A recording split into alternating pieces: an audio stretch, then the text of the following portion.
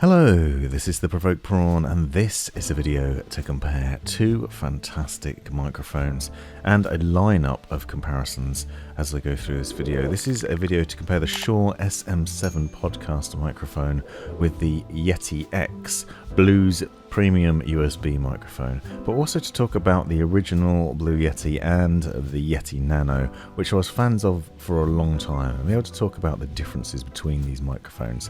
They're mostly aimed at content creators, podcasters, streamers, people like me that are capturing video, but also live streaming. And the Yeti X came out before the Shure mic and offered some really interesting features. As I said, I want to talk to you about the other microphones because I was using the original Blue Yeti seen here in the middle of these three for my everyday microphone for a long time when doing voiceovers for YouTube. And then I switched to the Yeti X and tried that out for a bit. And then I went for the Yeti Nano because it's smaller and compact but still delivers great quality audio. I recently tried out the Shure MV7 microphone and was blown away by the capture quality of it. It's expensive, a premium microphone that's more expensive than the Yeti lineup, but it is interesting in a number of ways because it offers both USB and XLR connections.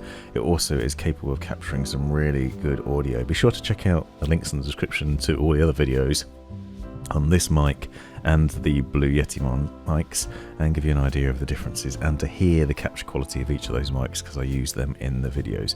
But as you'll see, the Shure MV7 is interesting in its setup. It's a premium high quality microphone, but it has some lacking features. For example, it doesn't come with a desk stand of any sort, whereas the Blue Yeti X does. Both the mics are boom arm mountable, but the Shure MV7 doesn't come with any desk mount of any sort. You can buy any that you'd like to use because it does fit with a standard thread, but the Yeti X does come with its own, and it has a really good build quality to it and a really nice look and feel as well from that. But you can take it off that stand and put it on a boom arm as well, and it is definitely worth putting both these mics on a boom arm. Any mic that from this lineup that you use is better if you put it close to your mouth.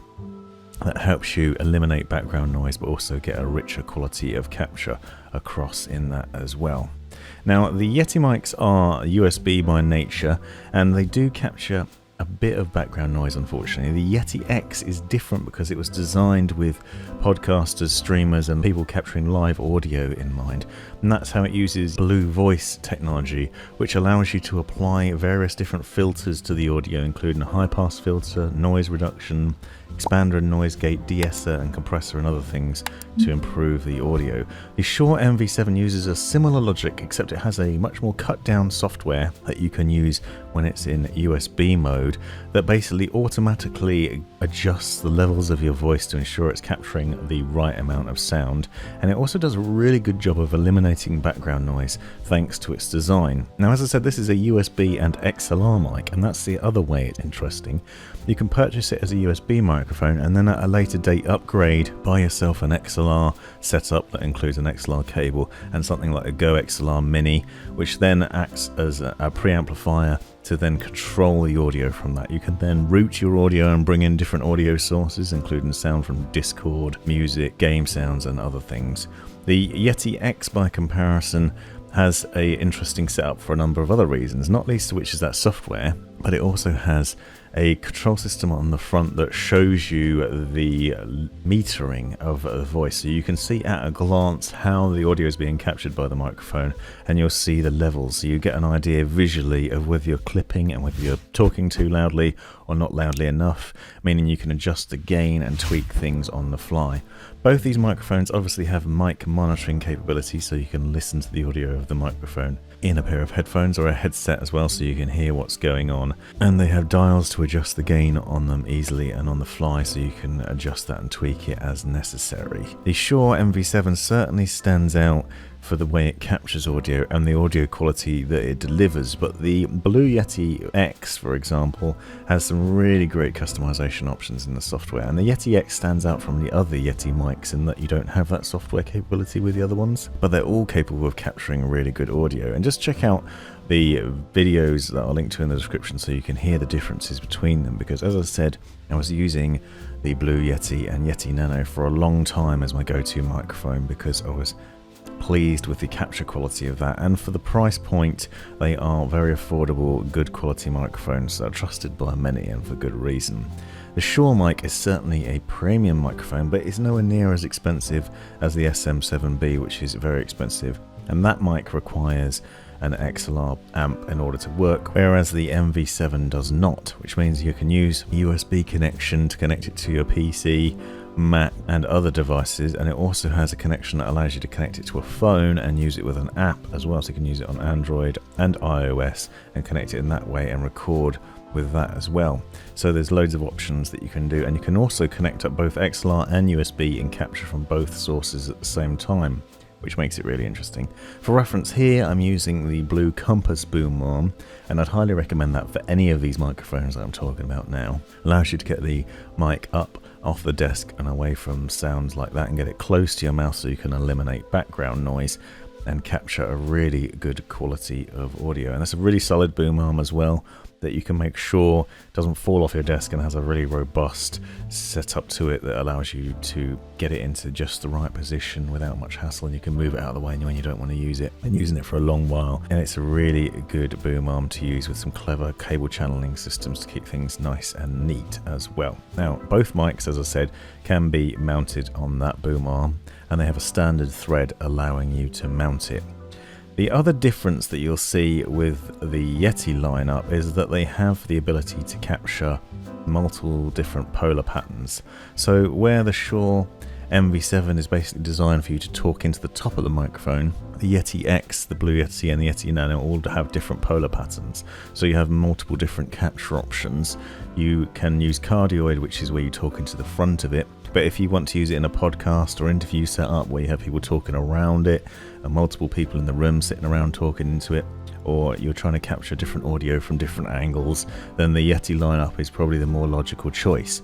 If you are a podcaster or someone like me, a YouTuber or a live streamer, that are going to be the sole user of the microphone, you're always going to be talking directly into it, then the MV7 might be a more logical choice for you.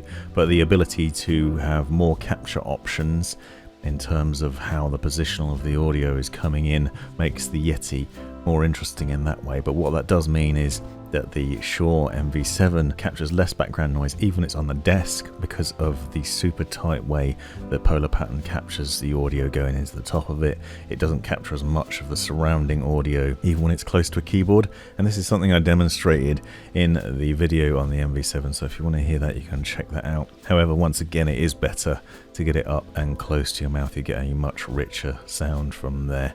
Also, you have controls on this microphone with a digital dial that you can basically touch and adjust the gain on, and switch between mic and headphones, so you can adjust the volume on that. However, I did note in the unboxing and review that I found that a bit fiddly, certainly not as easy to use as the knob on the Blue Yeti X. For me, the Shure MV7 wins because of the premium quality of it and the capture quality, but also the fact that you can plug it into multiple devices and the fact that you can use it with both XLR and USB.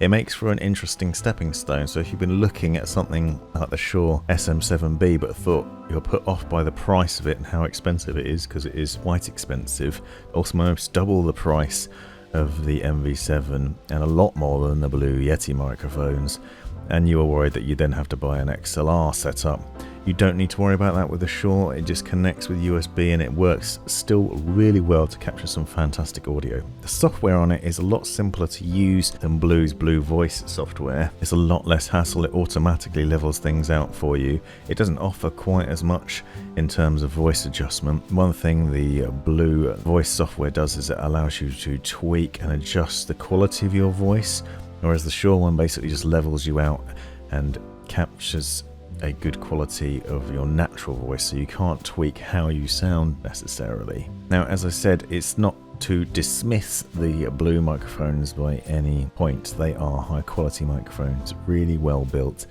solidly designed, and they capture a great quality of audio. They also look really nice on the desk, all mounted on a boom arm if you want people to see them, and they come up in a nice lineup in a variety of different colors. Shure MV7 is available in silver or black, but the Blue Yeti microphones can be purchased in all sorts of different colors, and obviously you have the size options with the Nano as well. I was surprised by the quality of the capture of the Nano, considering how small it is. It also does a good job similar to the other mics, and is really nice and easy on the eye as well. Hope you found this video useful. Be sure to check out the links in the description to the other videos so you can hear the capture quality of each of the microphones and get a closer look at them. Let me know in the comments if you've got any questions. Thanks for watching.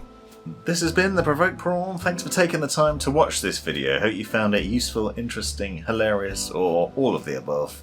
Be sure to check out the description for other information you might find interesting, and subscribe and watch these other videos as well that I think might be useful to you, and have a great life.